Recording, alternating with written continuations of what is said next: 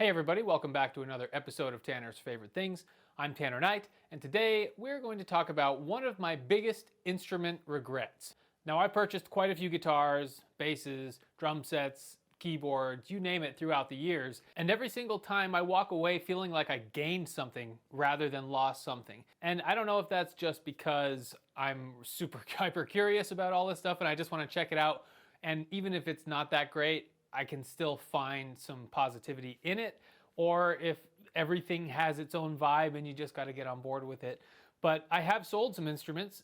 That should tell you something. I haven't vibed with everything enough to keep it. So some things come, some things go, and the one thing that's always remained constant is the instrument we're going to talk about today.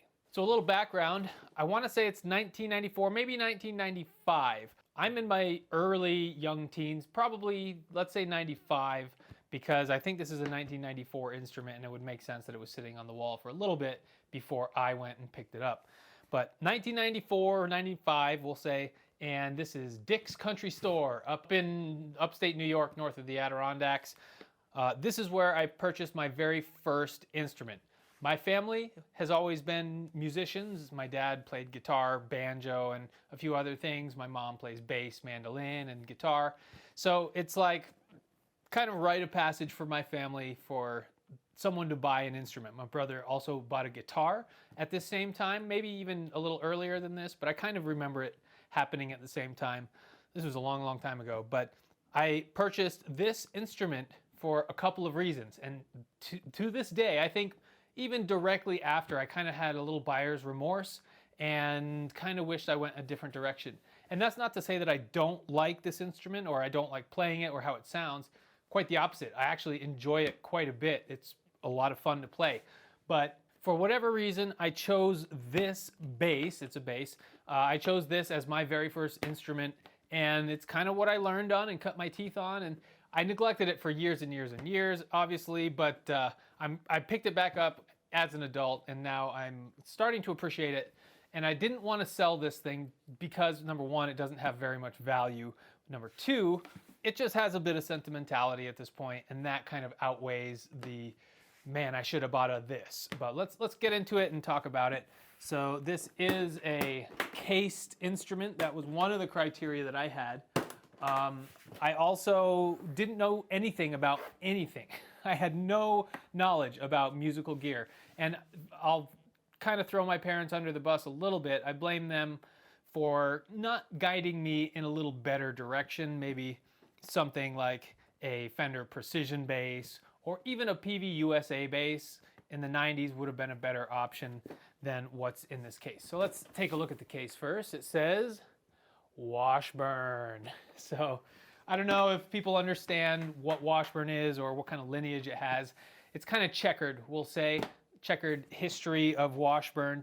They made some stuff in the USA. They were a US company, and then it kind of switched to all overseas and kind of back and forth. And there was a period when they were made in Japan, and I believe that was the early 90s. And I think this is one of those Japanese Washburns. So let's take a look. This is the Washburn XB-400. So get a look at it in all of its glory. It's flamed, it's sunburst, it's active pickups. This is a 90s bass. If we look at the back, this one has just kind of a dark, I don't know, mahogany or something back, but it's not the prettiest wood. We do have a chamber here for a 9-volt battery. I believe it's only a 9-volt preamp. I don't think it's an 18-volt, but we'll have to see, number one, if it's going to play. And then the other issue that I've always had with this bass is in the pots. And I've never been proficient enough to open this thing up and feel confident that I can poke around with a soldering iron to fix things, but there's just been a few issues with this bass kind of from day one. The electronics cut out every now and again. They're just not reliable, we'll say. The active preamp sounds really, really good, but it chews through batteries. I wouldn't be surprised if I plug this thing and get no sound. It hasn't been played since the last time it's been on this channel, which was my bass series, I think last year, maybe 2 years ago now, I don't know. But either way, this bass has sat underneath my guest bed for quite a while, and let's take a look at the neck and make sure it's still straight. Yeah, well, that's good. It doesn't, maybe has a tiny twist this way, but it's not the end of the world. I put flat wound strings on here. I don't know why. I went through a flat wound period, and then I still love flat wound strings, so that's going to be fun to play. But typically nowadays I go with round wounds. The back of this says S, and then it has the serial number. So that's kind of how I indicate that this is a Japanese-made guitar. There's also this little plaque on the back here that says Washburn, and I think that one says Washburn USA or something limited. It doesn't say anything, just Washburn Company Limited. So this is the XB-400 Washburn bass, and let's see, does it have a scarf joint? It does. There is a scarf joint in the neck, so it's not a full tilt back one piece neck. There is a scarf joint there. Otherwise, the bodies seems to be two-piece construction. Maybe a third seam here. Yeah, I guess it is maybe 3 pieces, 1, 2, and 3. So there you go. We do have that quilty maple top though. I'm pretty sure it's just a really thin veneer, but it does have a cutaway here that kind of just curves too. I think they shave the cutaway and then put the veneer on it and hope that it doesn't break. But yeah, it's not a top. It's probably a pretty thin veneer. It's pretty nice and active. It's very filthy. Hasn't been cleaned in God knows how long, but it's a good looking bass, and honestly, that's why I bought this thing. I bought it because it looked freaking cool, and you know, call it pre-teen or young teen, just ignorance. But I like the look of the bass. I thought that it was classic enough where it would work in a lot of situations, but it was modern enough to where it wasn't just like every other bass that you would see at the time, which was in most cases like a P bass or a J bass. And I kind of regret that thought process or decision-making process, because I paid, I think, $400 for this bass in 1995. So I'll let you do the calculation as far as inflation goes, but that was a lot of money for me as a child. 400 bucks, that was like all the money that I earned from raking yards and doing crap like that, and birthdays and Christmases and stuff like that. I accumulated this amount of money, and I was gonna spend it on an instrument. And I think that if I would have went a little higher in price point, maybe even just to that $600 price point at the time, I could have reached up for an older used, like a late 80s P bass or something like that. And that would have held its value a bit more. I did a little searching on Reverb just a minute ago, and there's one of these exact models listed, and it's only listed for $300 and some odd, $325 or something like that. So it's not a valuable instrument that has appreciated over time, and that's a bummer. Beyond that, when it plays really well. It sounds good. It's got a nice gnarly growl to it. It's a full 34-inch scale length, so it really digs deep and it sounds good. And hopefully we can display that. I have a 9-volt around here otherwise that I might need to replace if this one doesn't work. But beyond that, we do have maple as the neck material, rosewood as the fretboard material, and I think that covers it. These are Washburn active pickups. They're not EMGs. There's nothing too fancy about it. It's just of a 9-volt preamp, and probably all made in Japan stuff, maybe even made in China hardware. You never know this era. There's a lot of transitioning happening with where things get manufactured in the mid-90s. So let's plug this thing in and hear how it sounds, see if we can get some sounds out of it, and I'll walk you down memory lane and talk a little bit more about this thing. Okay, as I predicted, we get zero sound. Volume is all the way up.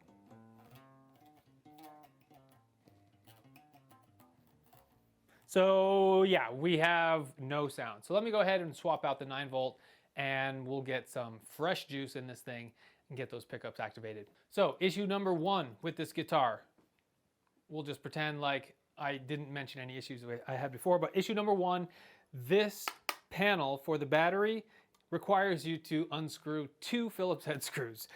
Why? I guess this might be a little bit before the latched doors that you see, this kind of spring latch doors.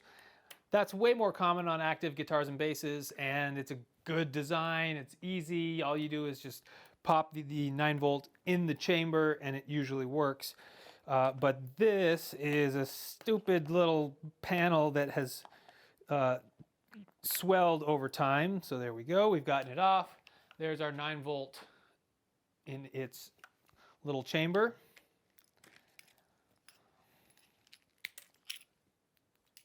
Still has a little bit of a charge, but we got nothing out of it.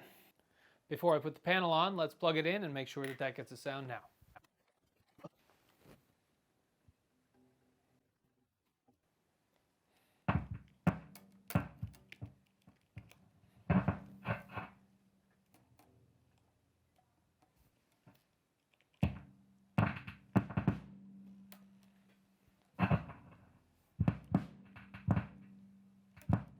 Okay, I've had to open up the control cavity in the back of this thing to see if I can put together any missing wires that have come loose, and I found a couple that needed to be soldered, so I resoldered those, and it gets sound.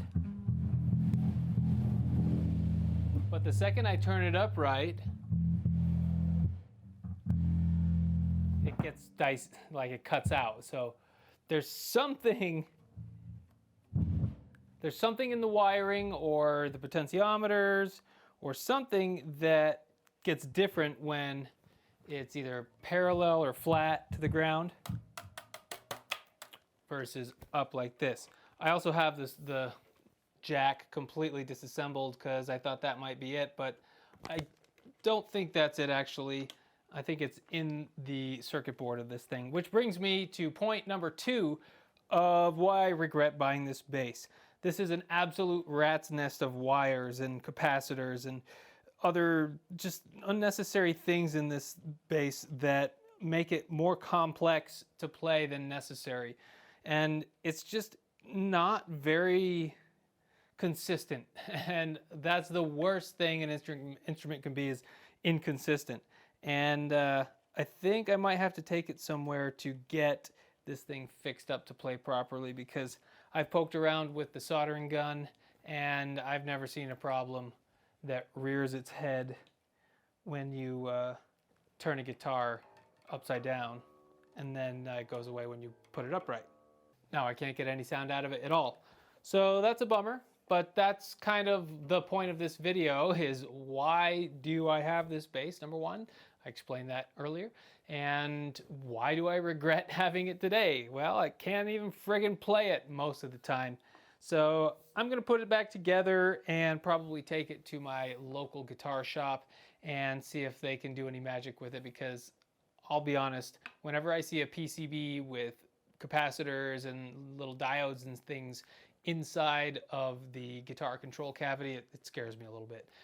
I'm not afraid of being zapped or anything. I know it's only 9 volts, but I just think that there's probably more that I can mess up than help here.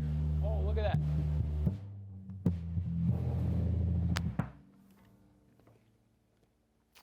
Yeah, so it's erratic at best.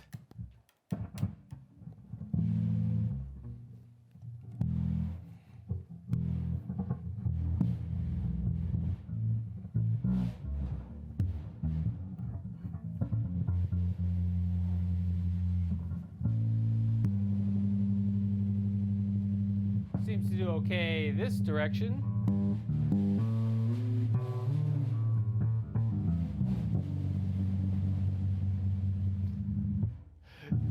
Sounds pretty bad when it's upside down, and I'm not going to consider myself the best bass player by any means in just normal life, but when you turn it backwards, it doesn't really help things much. So that's what's going on with this. I just wanted to bring this bass out and kind of show it to you and talk about my early instrument buying regrets. Do I hate this instrument? No. Am I terribly happy with it at this exact moment?